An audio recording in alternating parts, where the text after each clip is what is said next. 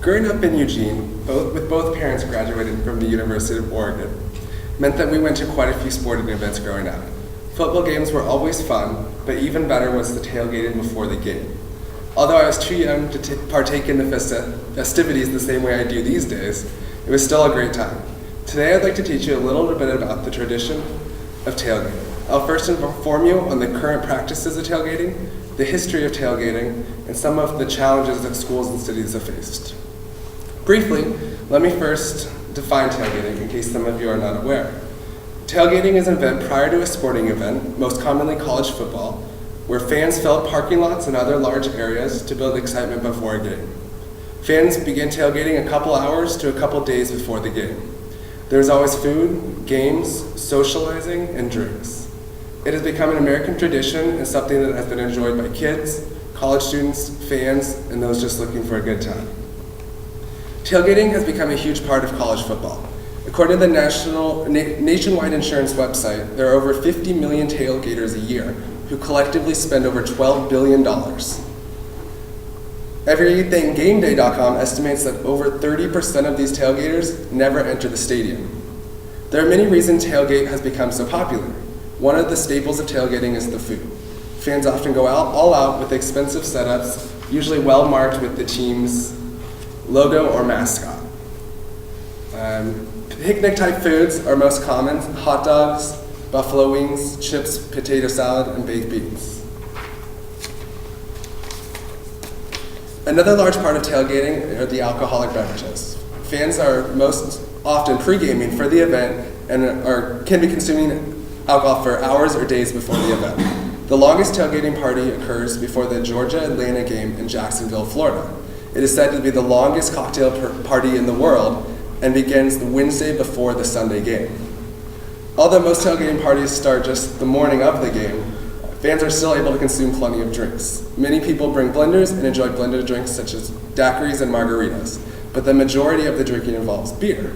With drinking so common, many beer companies have started marketing team-themed cans and drinking items.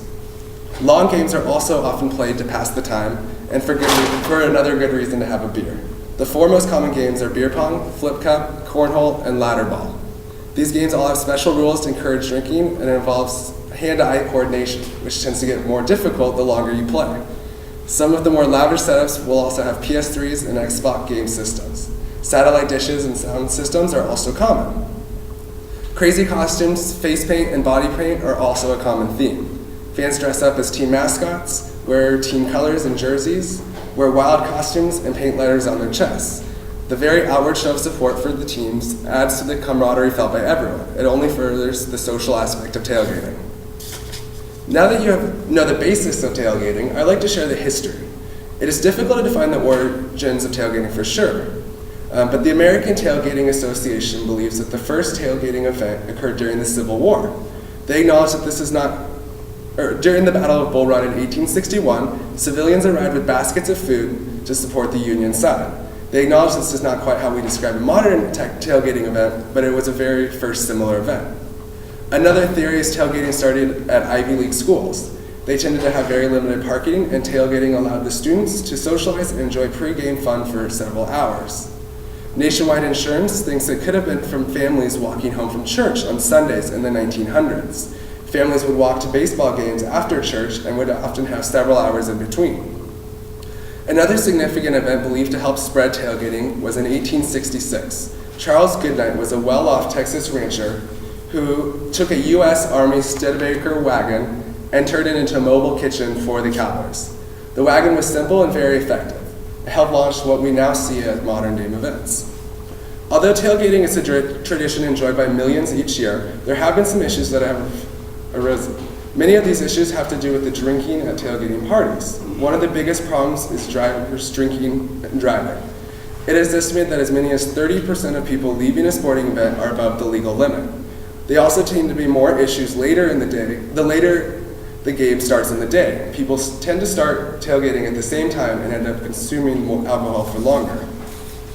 Underage drinking is also an issue for many schools. With so many people drinking and so many underage college students in attendance, it is very difficult to police. Younger attendees also have a bigger problem with binge drinking.